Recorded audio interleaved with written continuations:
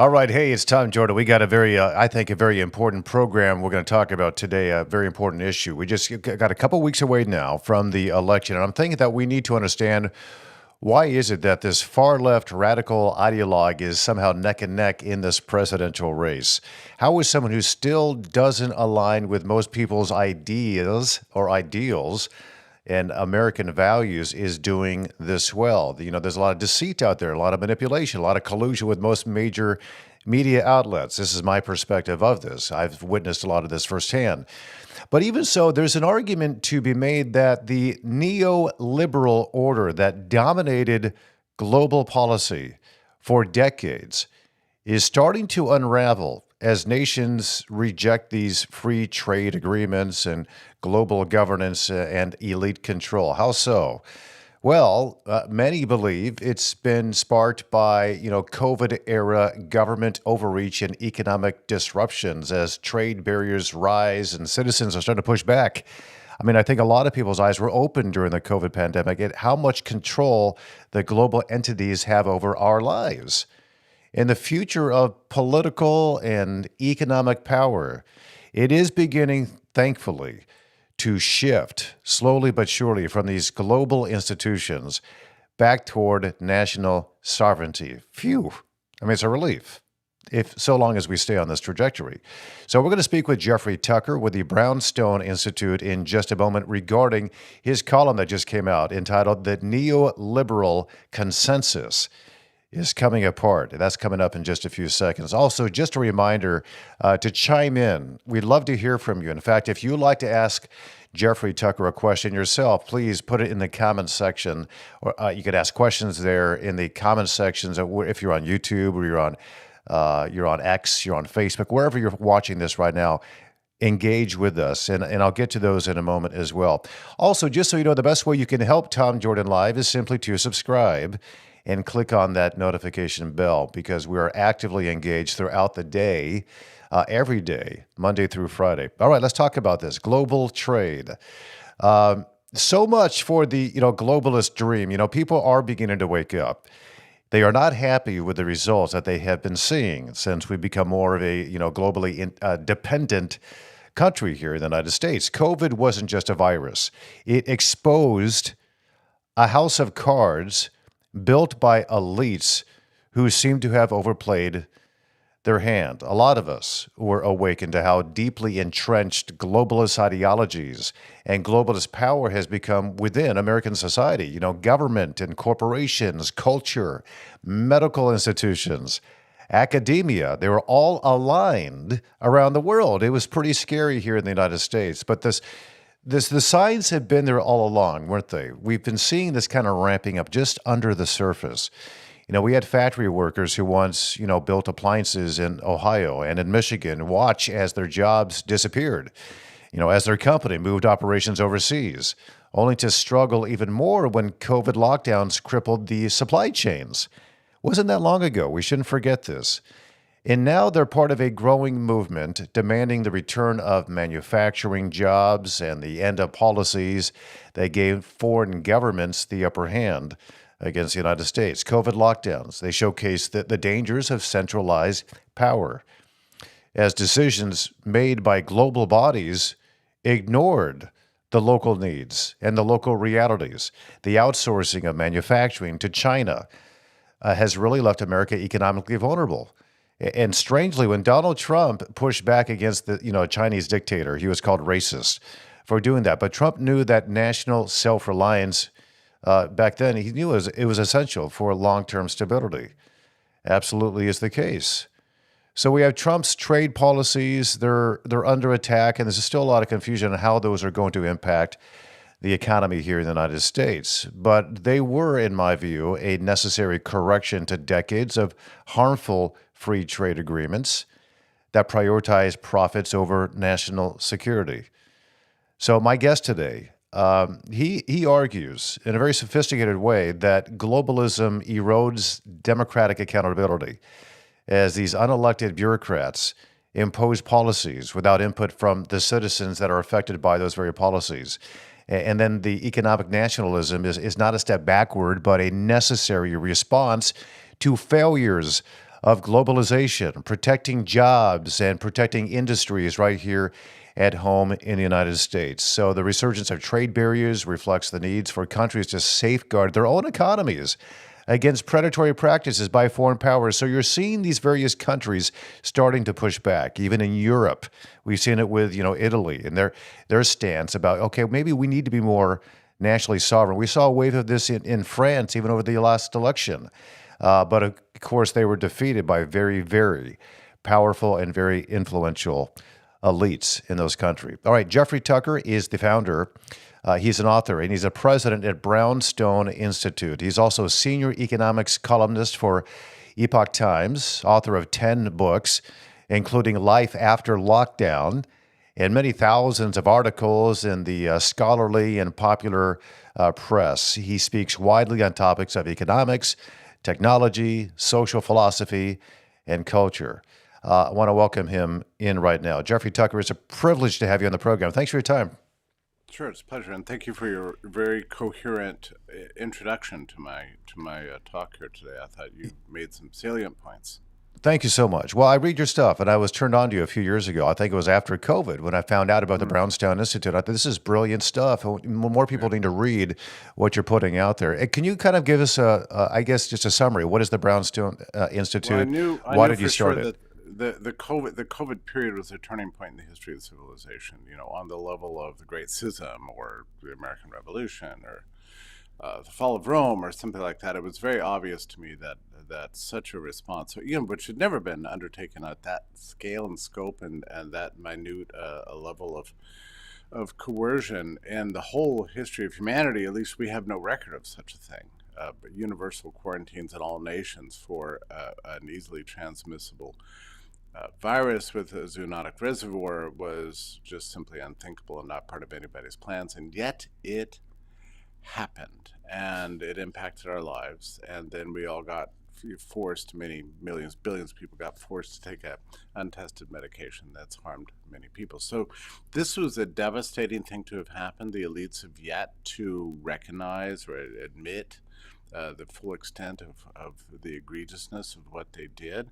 In fact, just last week, the British monarchy gave Jacinda Ardern from New Zealand a royal commendation of damehood for her greatness. I mean, this is the lady who destroyed New Zealand, destroyed their tourism, imprisoned everybody in her island, told the press that there's only one source of truth, and that's the government, Yeah. and created two classes of citizenship, the vaccinated and the unvaccinated, while exempting her own cabinet and top government employees from the mandates themselves. So, and I was she's very being disturbed what I celebrated. saw her doing in New Zealand there. My brother lives in Australia and he was in the Melbourne area in Victoria, which is also similar, but New Zealand was even worse. And to that Yeah. point of like, listen, anything other than what the government tells you to do is disinformation and it could be, met with criminal charges against you. We're seeing that the same thing happening here in Michigan. We have an attorney general here and a secretary of state and a governor is saying, do not trust anything you hear unless it comes from the government. So this COVID thing exposed all of these beliefs that a lot of hmm these elites have. Do you, and you talked about this being a turning point Yeah. in in our society, but I think around the world because this was a global situation that was occurring all at once. Everyone somehow was doing the exact same thing. Yeah. Of course, none of us ever seen it. Everyone but there are three states that come to mind that really four, I guess. Sweden, Nicaragua, Hmm. of all places, Tanzania, and South Dakota. Those are the four places that on the planet Earth that didn't go along with the COVID controls, if you can believe it. And they all got slammed, daily, hourly, minute by minute by the world media, the World Health Organization, blah, blah, blah, the usual elites who are denouncing them. In fact, the leader of Tanzania was himself murdered. So pretty interesting. Daniel Ortega in Nicaragua, who's a communist, said, "Listen, we're not going to lock down. That's crazy. We're a poor country. We can't tell people to stop working." and And Sweden didn't lock down, and it's people credit the public health authorities for being wise and far-seeing and all that sort of thing there, but I'm not sure that accounts for it. My read on the situation is that Sweden had very difficult trade relations with China at the time and had become very distrustful of China. CCP propaganda. And when they saw that CCP was the source of urging the world to lock down, it went from the CCP straight to the World Health Organization to the CDC back to your hometown. That's the way the lockdown plans went. And Sweden saw that and said, yeah, we're not going to do that. So they went on with life normally. And of course, the place that didn't lock down had better health outcomes, Yeah. obviously, than that did. I mean, we're facing. This is why I started Brownstone. I mean, when you look at the data, it's overwhelming. It's indescribable. We have a collapse in the birth rate, a collapse in literacy, a crisis in public health, a complete loss of trust in media, government, law, everything, academia, the works. And also, if you just look at the lifespan data globally, it turned, from the beginning of 2020 to the present. We've lost globally 3, 4, 5 years for the first time in, I don't know, since the Black Death or something. And it's not because of COVID, I'll tell you.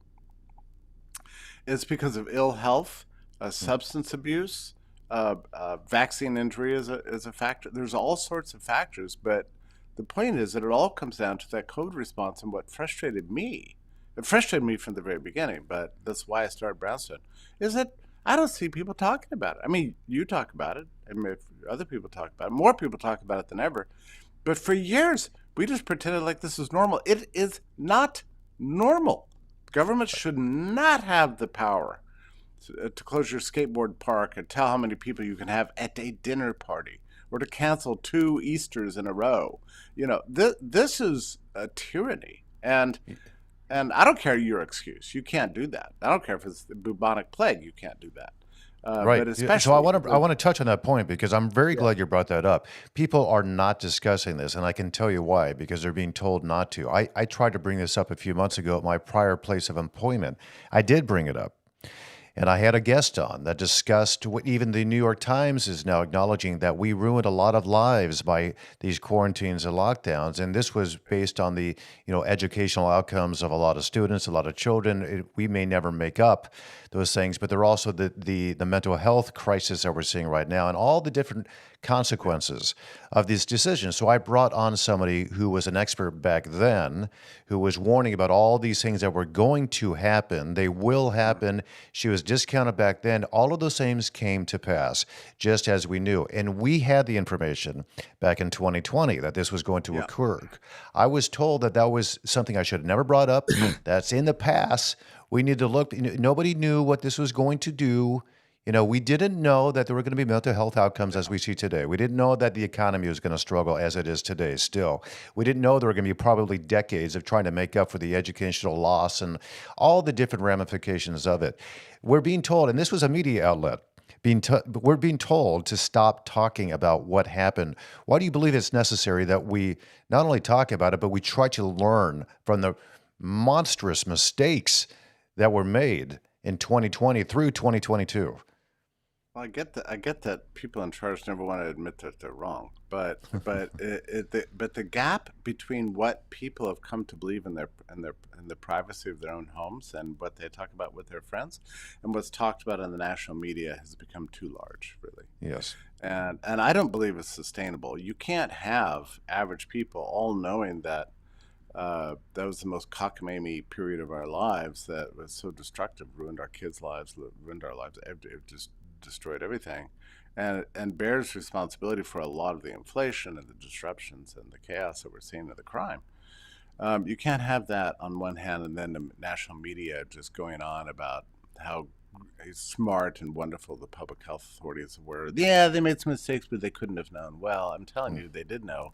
Yes. We all knew in February of 2020. In fact, that's um, you could read, and and Psychology Today, in New York Times, and New England Journal of Medicine, many places in February of 2020 that were saying this is not an unmanageable uh, uh, bug. SARS-CoV-2 would have a low case fatality rate, a fast transmission rate, a fast mutation rate, and we would get through it like we would any seasonal virus. Even if it came from a lab, there's no way you can create a coronavirus that would have the sufficient latency to cause a disruption between the usual trade off between severity and prevalence.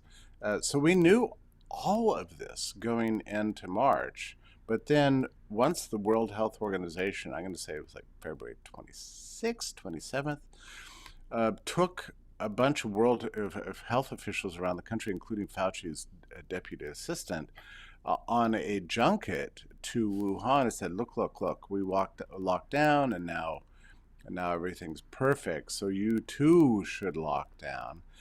So these bureaucrats came back from this Potemkin village tour of Wuhan, and on the private chartered flight coming back wrote a report for the World Health Organization saying China's figured out this virus and it has the right way, and everybody should go down and do likewise. Oh, wow.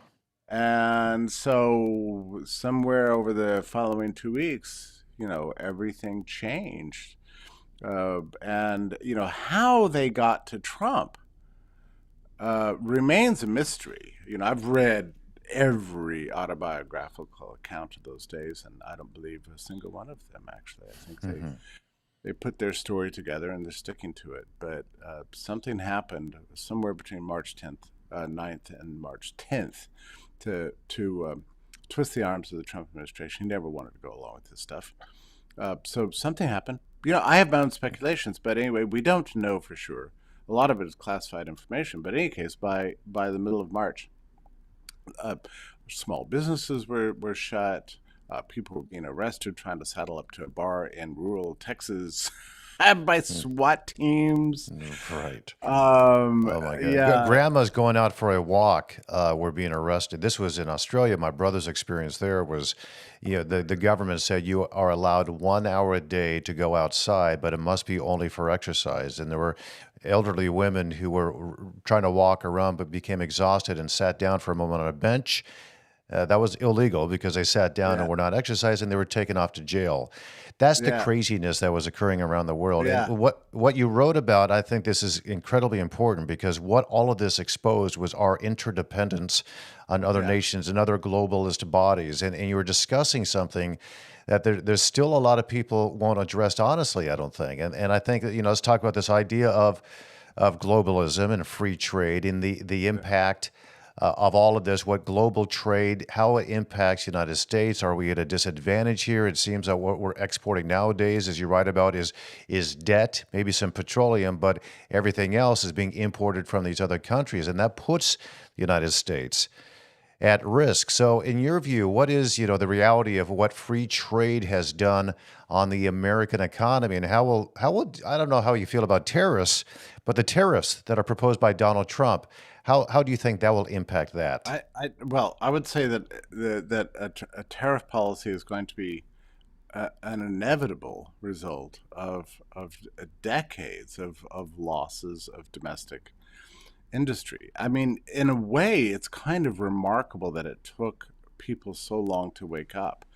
After the advent of the Nixon shock, of 1971, where we shut down the gold window and went to a fiat currency world, and the U.S. said, okay, we'll print all the dollars that the world needs. We'll become the world reserve currency, and all central banks in the world can manage their own economies based on their dollar assets. Okay, so that if you understand something about trade, you understand what this means. It means that every country in the world that's in a position to do so will fund the expansion of their industrial base based on US dollar asset collateral and directly compete with US manufacturing.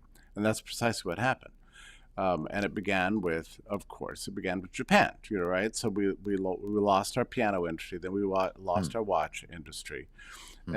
and we started losing our car industry. I mean, all this happened with Japan. That was again, central bank piling up dollar reserves to directly compete with the U.S. China's over there looking at this and going, this is a nice little scheme they've got going over here. So they decided to reform, and we naive Westerners, oh look, they're becoming free. Um, they're getting rid of communism. No, we're not. Well, No. it seems like you are. Well, we're really not. Actually, No. we're still communist. It's just with Chinese characteristics. Well, what are those characteristics? Well, the characteristic is we're going to centrally fund based on dollar reserve assets, just like Japan did, and compete with all of your industries. Oh, free trade, huh? Okay, we can do Hmm. that. Well, next Hmm. thing you know, steel is gone, textiles are gone, shipbuilding is gone, toys are gone, tools are gone, domestic household appliances are gone, and computer chips are gone, and you could just go through the list. And suddenly, everything that characterized American commercial life for the past century and a half, 2 centuries, disappeared. Right. And we sat by and went, well, I guess that's just the way free trade works. Well, what's interesting about that is that is not how free trade works. Actually, in the 19th century, 18th century, and going back all the way to the beginning of free trade, the advocates of it always said, you will be able to specialize in the products that you're good at because you have the institutional knowledge, the infrastructure, and everything you need to make it, and there won't be a kind of parasitical industrial destruction taking place under free trade because we have a thing called the specie trade specie flow mechanism. So we all used the same currency, namely gold. Hmm. And so when currency would flow into one country, the prices would rise. Would flow out of another country, prices would fall, and eventually they would adjust so that you didn't have these kind of egregious differences in wages and prices that led to parasitical systematic pillaging of a nation's industrial base. This never would have been tolerated. We never would have had free trade if this was the reality. It just became the reality in the latter part of the 20th century, and we watched it all vanish. And what's extraordinary about this situation is that it took so long for people to wake up as to what is happening. I mean, you drive around the Northeast today. That's probably true in the Midwest also, but town after town after town of fossilized infrastructure that used to Oh, be yes. so productive, and we've replaced it with a nation of medical workers, information workers, laptop class, six-figure credentialed, do Government nothing funded job, as well. A government lot of funded that. job, mouse jigglers, and bullshittery basically with government. And what's remarkable about this? Uh, the Biden administration, really went all out and said, well, what we're going to do is restart American manufacturing industry with green energy products. Yes. Oh, really? Right. How's that going to go? Well, China is quite hilarious. I mean, they're playing this for fools. They look over here with a pair of binoculars and go, ha ha ha! They're making EVs and and solar panels, and they're trying to do computer chips. Let's just redirect all of our resources away from domestic real estate back into wholesale manufacturing. And of course, as would be expected, they're totally wiping the floor, right? Oh, so And so, to that point, because that is so important, because we have an yeah. energy secretary here in the United States, Jennifer Granholm, used to be the Mhm. governor of Michigan. Now she's running the energy department as a secretary there, and she has come out now, said very recently, said actually what we're doing by transitioning to 100% renewable energies. We are decoupling ourselves from China. We are now going to have energy independence, It's nonsense. and we're going to start these industries separate from China if we just go all green on this. And I know that she knows that that is not true. What we're That's not true. actually doing is making ourselves more dependent upon China, just as we Of have over the course. past several decades. Yeah. So, why is it that somebody with that kind of power in this country over all of these industries who are putting in these mandates, and she denied there were mandates in place, by the way, that she will come out and say that this is going to make us more dependent from these other nations, when in fact the opposite is true, and she knows the opposite is true? Why? Yeah. Why is this so important for people like her and the elites in the government? If you want to call it the industry now, why are they Right. so bent on doing this, but deceiving us along the way? Yeah. I as I explained in my article, I do believe we've got a kind of a strange ideology that's emerged among the elite class of people in the corporate and the government world, which I just call globalism, which is they Mm. don't believe anymore in national sovereignty and in nation states, which is to say they don't believe in citizen control of government. They want the elites to run everything. And the best way you accomplish that is by transferring sovereignty from the nation state over to global institutions like the UN, the World Trade Organization, and the World Health Organization, and so on and so on. Uh, and one of the really disturbing things, this is real. We've seen it in the 21st century. I mean, ask yourself, why was the COVID, this cockamamie, crazy COVID response, first time in human history we ever tried anything so preposterous? Why was it a globalized thing?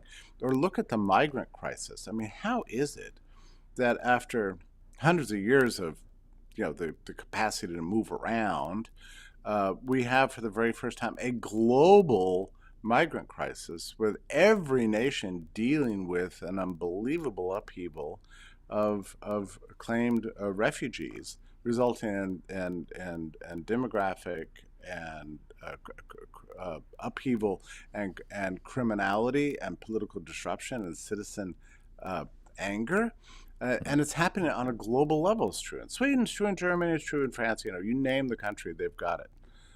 Even Mexico's sick of its immigrants. Okay, so I mean, um, That's true, this by has the way, happened. because they're coming Yeah, in from, Central. They're coming into Mexico from around the globe with the oh ultimate yeah, goal of coming through that border between Mexico and the United States. But go ahead, I'll let yeah, you finish. or ensconcing themselves in the fancy neighborhoods in Mexico City and driving up prices.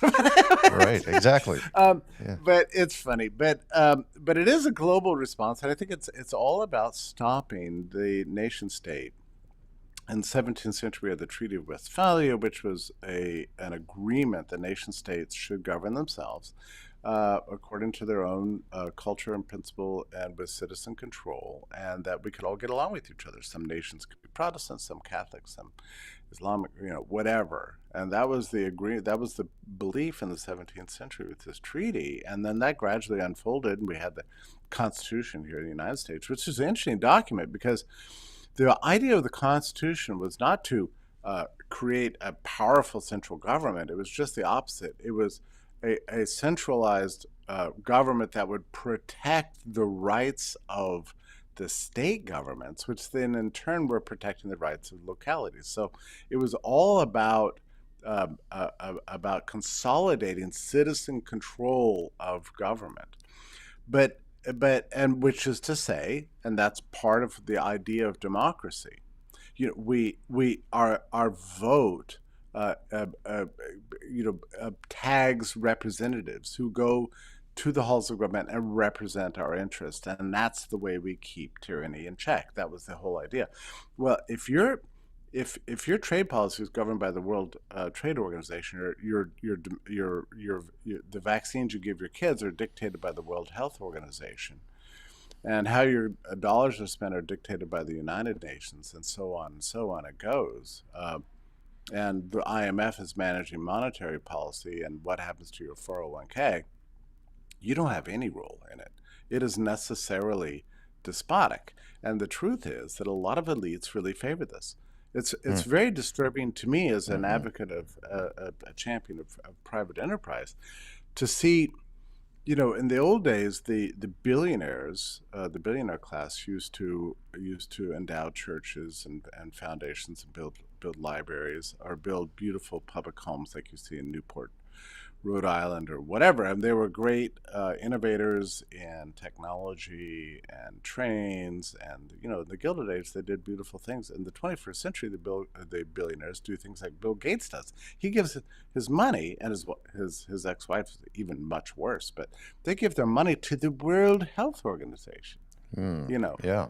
and and It's and the all World Health centralized. Organization, yeah, it's centralized and oftentimes even predominantly funded by private foundations like the Gates Foundation and the Soros Foundation. So the billionaires are egregious, and it's not. By the way, they're not doing this out of philanthropy or whatever. They're major investors in pharmaceutical products that are being mandated across the globe because they think it's going to make them richer. So it's a racket, but it's very dangerous.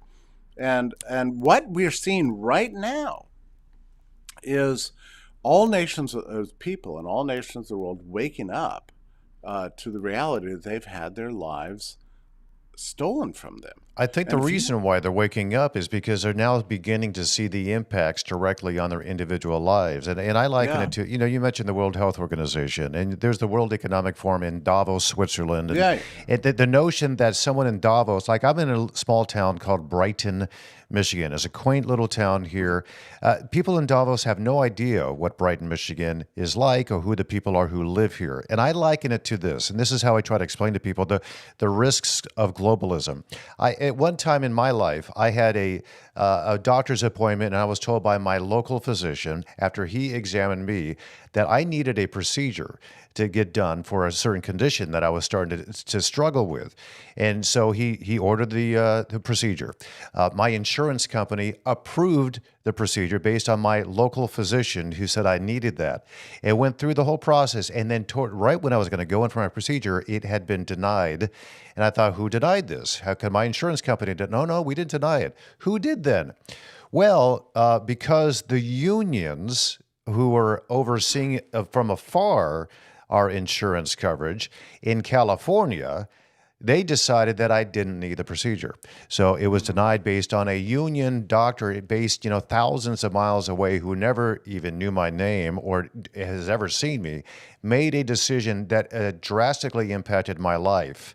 And that's the same thing. That's how I liken it to globalism. Why would you want someone, the World Health Organization, telling you, you're in the Northeast, or me in Brighton, Michigan, that I need to get a vaccine for a condition they know nothing about in terms of how it relates here in Brighton, Michigan versus where they are in Davos, Switzerland? They don't know me. They don't know you. And that's how I kind of liken it. Is that yeah, kind of a good, I guess, yeah. picture I of what agree with you. globalism is like?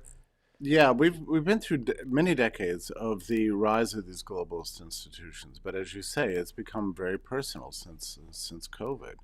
And now it impacts our lives. And we went back to the doctors after the doctors' offices were all closed. I mean, in about April or something, 2020, I thought I needed a root canal. I found out I could not get one. There was no dentist office that would see me because of the COVID lockdowns. I thought, well, this is Yeah, very strange. it's crazy. This is truly medieval. I can't even see a dentist. Fortunately, it turns out to have had a piece of burrito stuck in my tooth. It wasn't really a root canal, so that was lucky. But Yes. then once we went back to the doctor, we found something very strange. We began to notice something. These people aren't really caring for our health. I mean, you've been to the doctor before, and you sit there, and they're asking you questions and you answer, and they're typing into a computer. I mean, they look more at the computer screen than they do at you. True. Yes.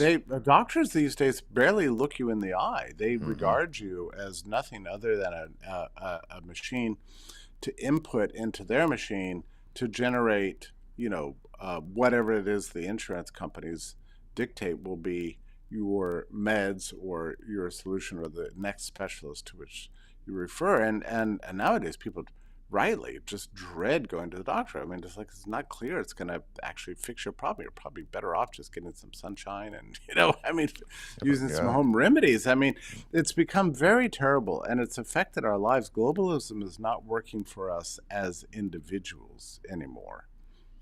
So how do we push back a bit? I know there's a bit of pushback against the IMF, the International Monetary Fund, the World Health Organizations, and they're facing some increasing backlash Yeah. from this. Do you Well, think this is? in every nation, we see political movements trying to restore national sovereignty. Essentially, I mean that's the essence of the Trump uh, appeal. I mean, people can talk about McDonald's all they want, or his sort of winning personality or whatever, but or the assassination attempts and so on. But in the end, what he represents is a desire to make this country, America, meaningful and great again. I mean, that is the essential message, and that's what scandalizes the opposition. They don't want that. They don't care about American greatness. What they care about is building these globalist institutions. But you're seeing the same movements in places like Salvador, and Argentina, and Brazil. And Brazil is very interesting because about the time of the COVID lockdowns, we had three really important nations with three nationalist-oriented leaders.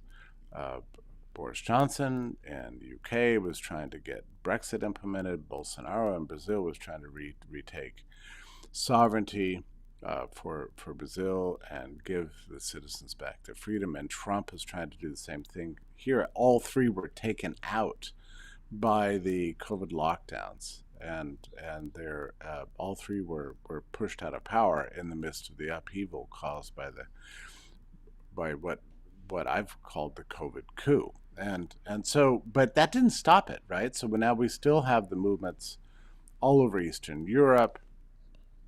I mean, Putin to some extent represents that for Russia and his resistance against NATO expansion. All over the world, there's a rising populist movement, and I think the elites at this stage are truly at their wits' end about what to do about it. They think they can shut it all down through censorship, intimidation, you know, control of the major media, shaming us, calling us names, deplorables, kicking us out of rallies. And I tell you, it works for certain people. I live very much in a blue area, but it's blue because of intergenerational wealth and privilege. They're mostly Old money. old money white progressives, Yes. Yeah. and it's strange because if you're going to find if you're looking for somebody to support a sort of a the whole panoply of progressive causes now, from abolishing fossil fuels to tax funded gender transitions for jailed migrants to you name it, right? You will find it mainly among the well-to-do, polite society of progressive coastal elites. They're the most homogeneous racially and educationally of any group, and it's mystifying. As much as I think about it, it's mystifying. 100 years ago, we thought everything would be solved through education.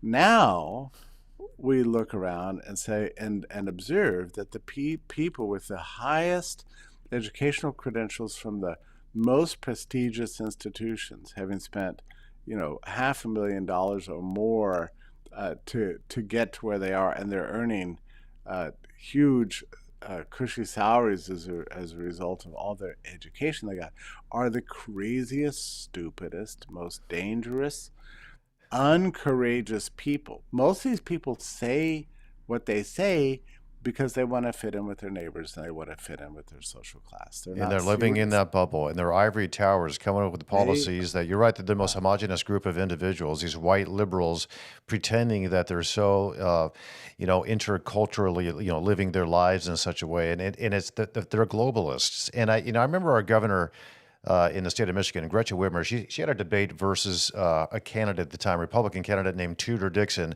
And she was arguing in her debate.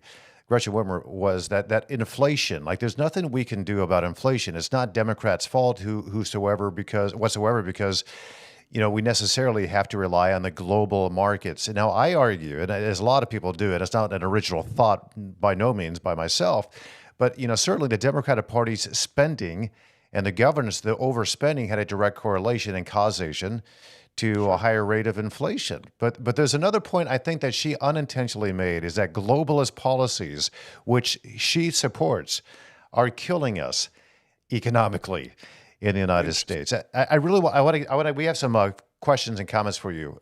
Jeffrey Sure. Tucker is our guest here, and we have some interaction with our audience here. Let's bring him up on the screen. Cameron's got from the engineer. If another crisis or manufactured crisis occurred, do you think people would resist shutdowns or would they blindly follow government recommendations? What do you think about that, Mr. Tucker?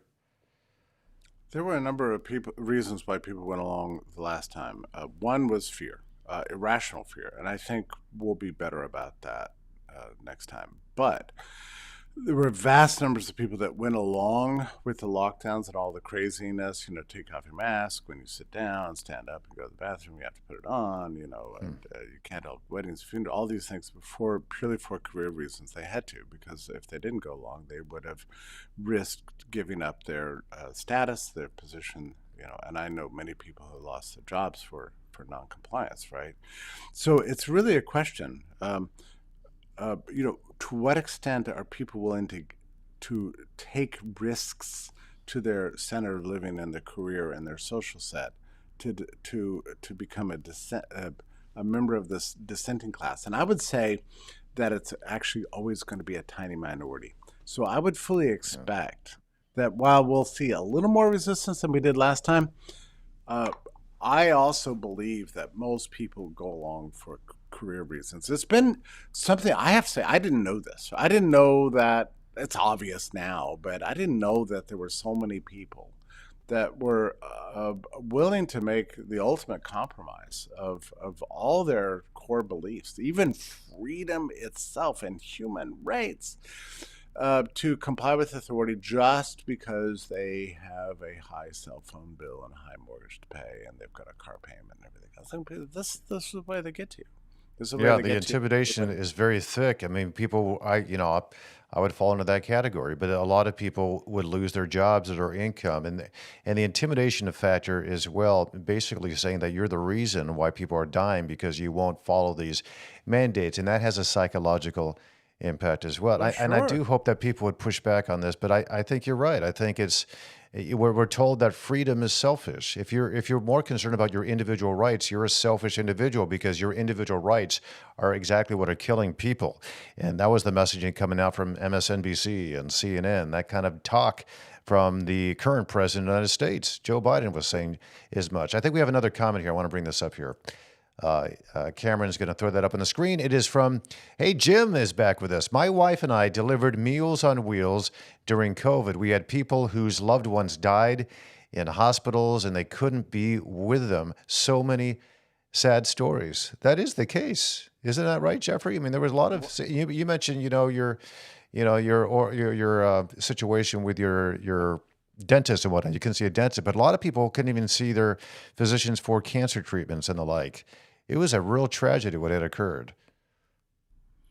There are so many millions of stories. One of the things I've discovered, and being at Brownstone, I'm kind of in this position of hearing a lot of these stories, but I've found that I'll get together with friends, and these days, friends, you mean people you see maybe once every 6 weeks or something like that. And you start the evening, oh, hi, good to see you, blah, blah, blah. You talk about talk about the news, talk about the cultural things, what you've been up to, and blah, blah, blah. But after about an hour and a half, the COVID stories start. And they're painful and they're Hmm. difficult, but people want to talk about them. They want to share. And everybody has a tragic story. It can be, my daughter's wedding had to be on Zoom. My son missed his graduation. His sports was canceled in the last 2 years of high school.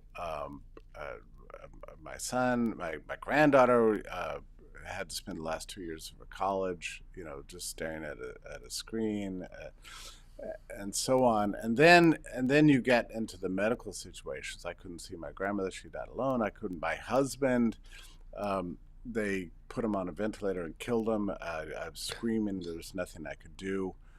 But then you have the vaccine injury problem too, which is just tragic. These people's stories aren't heard because the vaccine companies are immune from any liability for any damages, so nobody cares.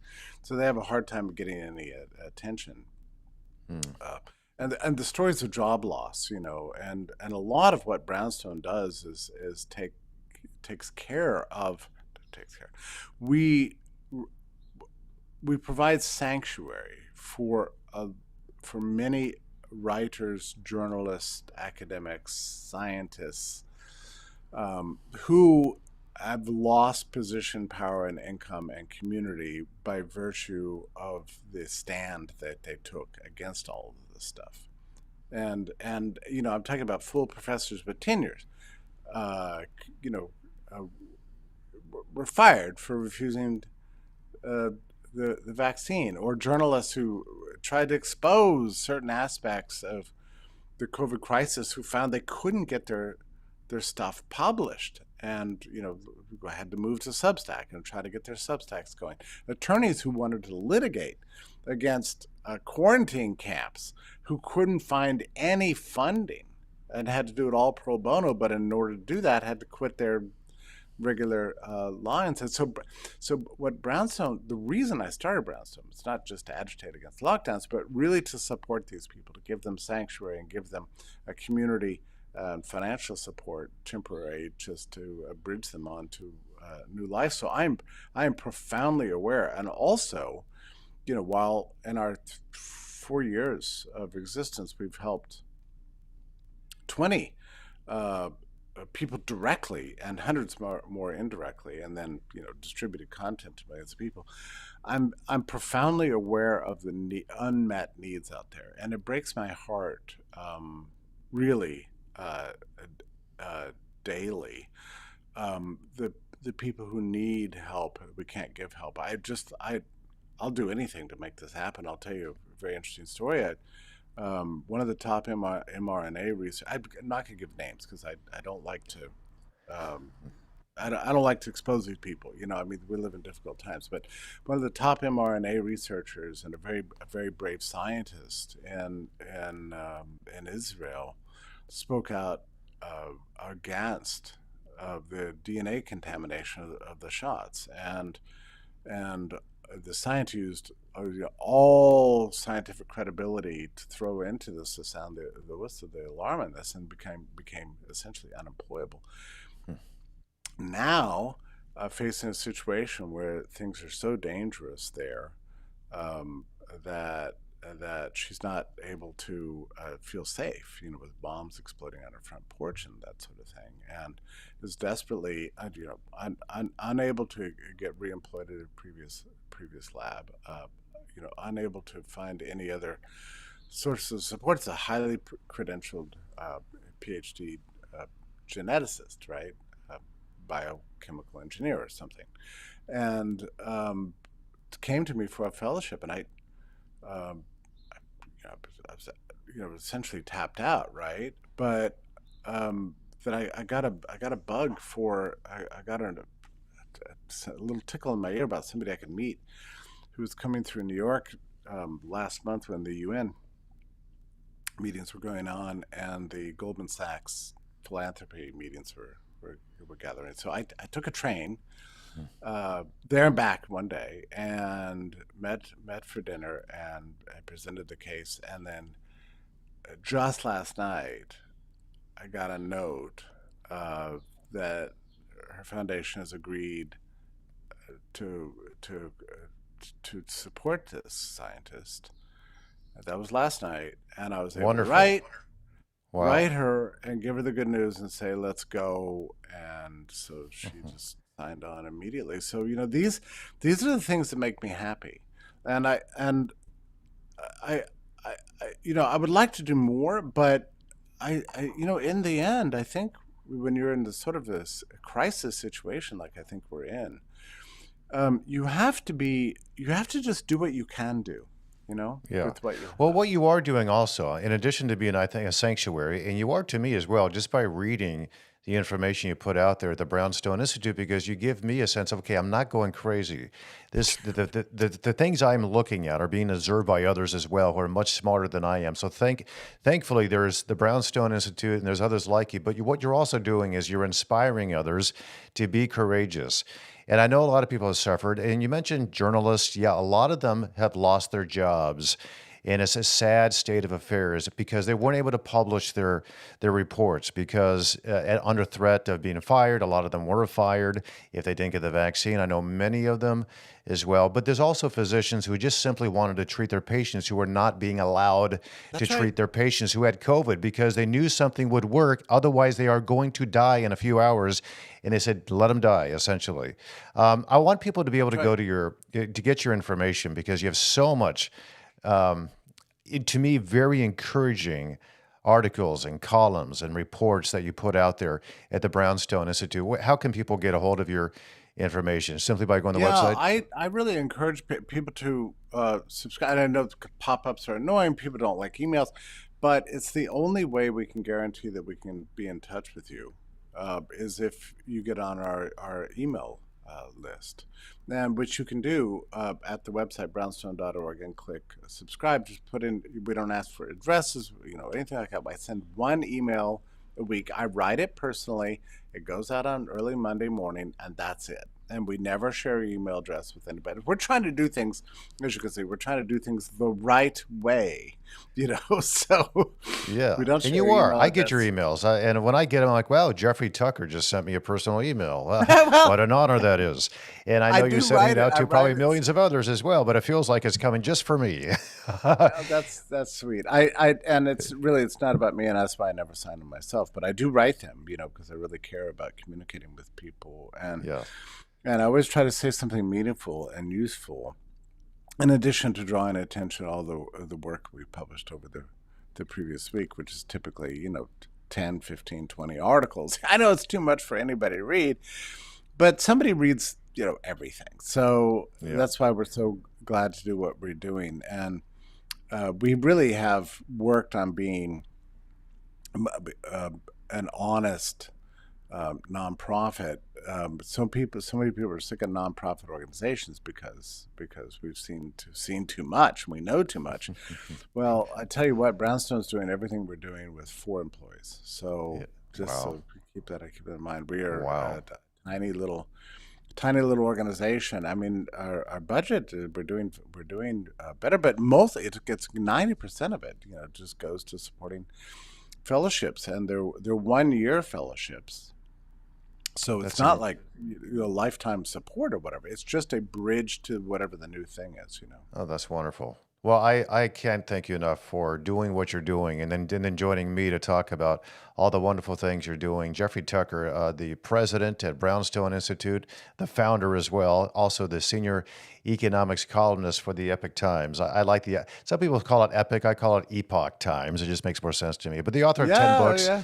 yeah, this is a good book, Life After Lockdown and thousands of articles. I can't thank you enough for your time. Jeffrey Tucker, it's an honor to have you. Thank you so much. God bless you and keep up the good work.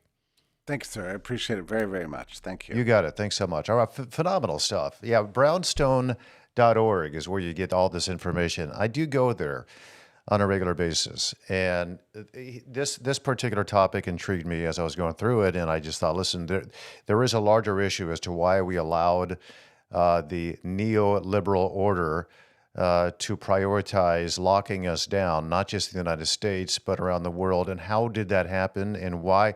Where so many people were so confused by it, but so willing to allow it to occur. And it disrupted many people's lives. It ended many people's lives. And not only that, and the COVID exposed all of this, why we acquiesced to all these demands, but there is a globalist harm that is happening to a variety of countries as they're trying to strip away national sovereignty. They want there to be one world and one centralized government that makes the decisions for us Again, I'm in Brighton, Michigan right now, and near Detroit, Michigan. But people in Davos and these other areas, they have no idea what life is like here, nor do they understand how the decline in manufacturing is hurting America's working class families in this particular region and other regions as well. And yet they're allowing it to happen and pretending it's not happening and pretending that national sovereignty is actually harmful for small businesses and the like. It's actually racist to do those kinds of things. So I'm very, very grateful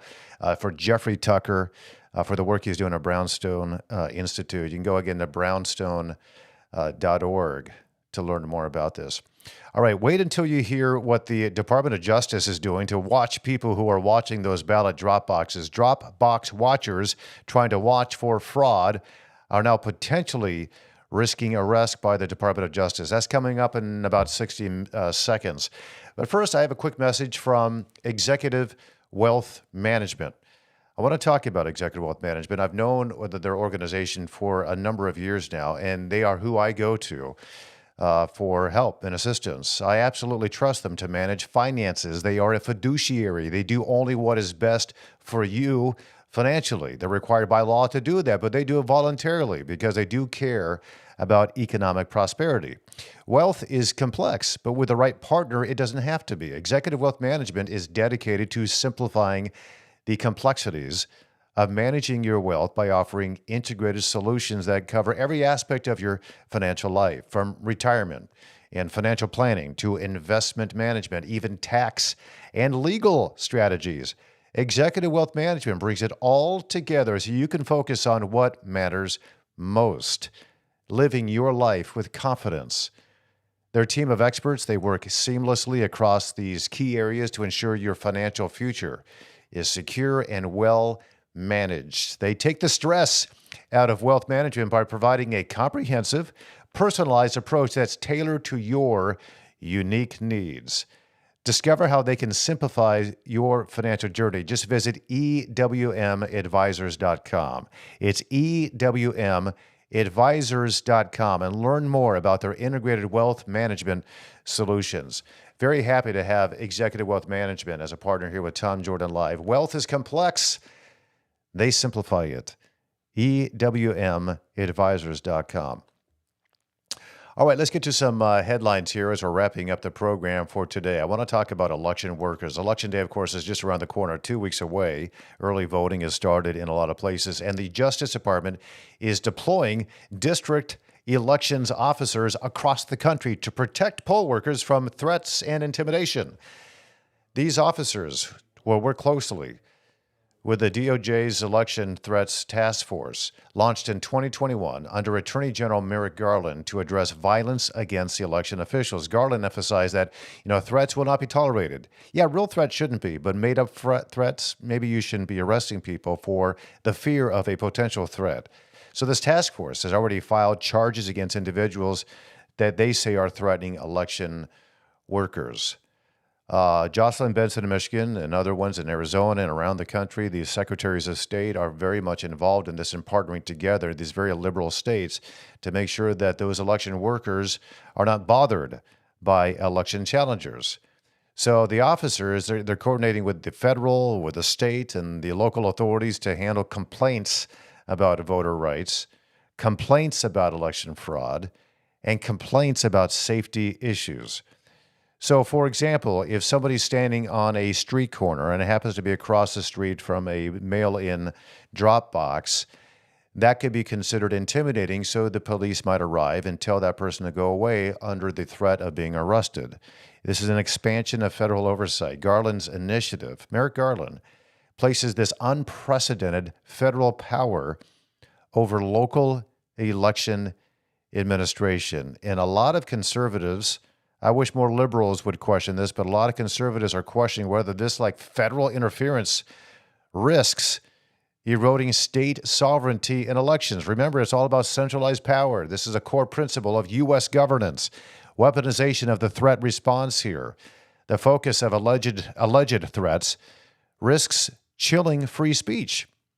with concern that genuine criticism of election officials could be mischaracterized and construed as intimidation. And before you think this is not happening, Jocelyn Benson, with the Secretary of State of Michigan, Dana Nessel have said as much. That certain speech might put into certain people's head that something might be wrong with how the election process is playing out in our various states. Because it is. There are a lot of concerns. A lot of courts have already ruled that there are concerns about this. And instead, they're doing this kind of selective justice enforcement. The Department of Justice's aggressive posture towards threats against election workers, it does contrast sharply with its seeming inaction on violent protests and threats against conservative figures. It's a selection way of using the Department of Justice. It's very selective. It is an approach that raises a whole lot of concerns about fairness and political bias and law enforcement. And I just want to bring this up. Then I'm going to get to your comments here. We got a number of comments. I'm going to get to them in a second here. Election day, of course, 2 weeks away. So Donald Trump is seeing a surprising boost in his favorability ratings despite relentless media attacks. You know, historically, Donald Trump has faced more unfavorable than favorable ratings. This is a trend that seemed cemented in both 2016 and 2020. Yet these recent polling shows his unfavorable gap is narrowing to just 7 points. It's a significant improvement from the 26-point gap in 2016 when he won that election, and then there was an 11-point gap in 2020, the one that he lost. Meanwhile, Kamala Harris's favorability is struggling to hold steady. After briefly climbing above water following Biden's exit from the race, that honeymoon period, her momentum has now stalled, and analysts are now suggesting the public is cooling toward her campaign as, challenges like inflation and illegal immigration remain unresolved, even supported by what appears to be, Kamala Harris and her regime and the Biden-Kamala Harris administration. There is a lot of media bias backfire too. The overwhelmingly negative media coverage of Donald Trump, it's 89% negative. Did you know that? And is these local papers as well? Whatever he says, they're going to take a negative spin on it. And whatever Kamala Harris says, they'll take a positive spin on it. Or they might be just more objective to Kamala Harris, but very biased and negative towards Donald Trump. But that might actually be driving his popularity. Voters are increasingly distrusting, rightfully so, the media and the press. And they're sympathizing with Trump as a political underdog. He's fighting back this constant pushback against him. And then there's Harris's, troubles reflecting policy failures. So if you look just at the policy failures of Kamala Harris, you're likely then to say, all right, maybe we should give Donald Trump a shot here because Kamala Harris and Joe Biden have pretty much failed almost every single policy they have supported in the past 3.5 years, and that their Democratic oversight of a Congress and the Senate has been miserable as well.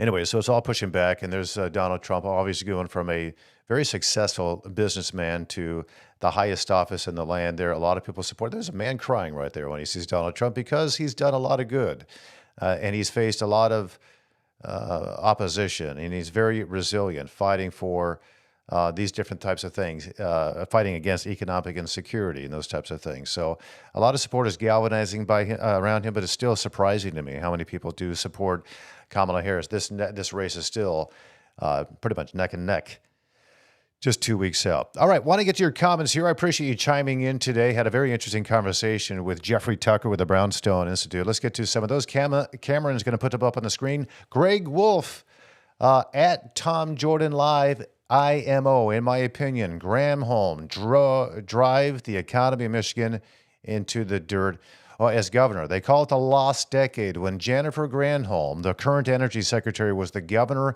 of the state of Michigan, she drove the economy. It was horrific what she did in her 8 years as governor of the state of Michigan. And what happened was we got a Republican governor who clawed his way back, and he started, increasing the economy in the state of Michigan and making it more business friendly. His name is Rick Snyder. His name is still Rick Snyder, by the way, but a Republican. And he really focused on what's good for, small businesses and large businesses, what's good for the automotive industry. And he rebuilt in many different ways the state of Michigan. And by the way, I will credit Rick Snyder with the turnaround of the city of Detroit, because he is the one that mandated that this struggling city for many decades that turned Detroit under Democratic rule into a city of ruin. 80,000 just abandoned buildings, including all the skyscrapers in Detroit. Many of them were just abandoned under Democratic control. He finally said enough is enough. And he's the one that mandated there be an emergency manager that comes in and finally make sure there's some accountability in the city of Detroit. And lo and behold, what happened? They declared bankruptcy. They had to. There was no other route for the city of Detroit to do it. And then the emergency manager steered the direction financially, economically, for the benefit of the citizens in Detroit, much to the opposition of the current mayor, the Democratic mayor of Detroit at that time. And then the two candidates who were running for mayor at that time was Mike Duggan, who was still mayor of Detroit, and Benny Napoleon was his opponent, both of them Democrat, but both of them hated the idea of an emergency manager. And I would ask, why? Why do you not like this idea? It's the only hope you have for someone on the outside to finally come in and show you the best way to govern the citizens of Detroit. And sure enough, they did. And I know a lot of them take credit for it now because it certainly did turn around the city. But anyway, that was a Republican governor who mandated that happen. So, yeah, Jennifer Granholm was an awful governor, and she is an awful energy secretary. At the best, she's very disingenuous. So thanks so much, Gray Wolf. Appreciate your comment. We got another one. Let's pop that up here, Cameron. From T. Chandler, they drilled into us, follow the science, but when it comes to gender science, it's thrown out the window. You're absolutely right. T, you're on the money there, T. That is absolutely the case. They did not follow the science, by the way, if you want to even refer to what happened during COVID. They never released the data that they said they were following, that this was the science that we're following and what we know at this point. No, they knew the science back there. They knew how coronaviruses, how they behaved and how to treat people who came down with the various coronaviruses. This one was particularly bad, yes, but they had all the data on how to deal with the pandemic of a coronavirus decades ahead of time. And they threw that all out the window. And you have to ask yourself why, and not enough people were asking the question back then, why are they doing this now? They say this is a novel virus. We don't really know what to do. We think the best thing is to keep everybody indoors and away from everybody else. They knew that wasn't the case. And there were very reputable infectious disease specialists at the time who were saying, no, we are going to exacerbate the situation just of the virus itself and the way it is spread.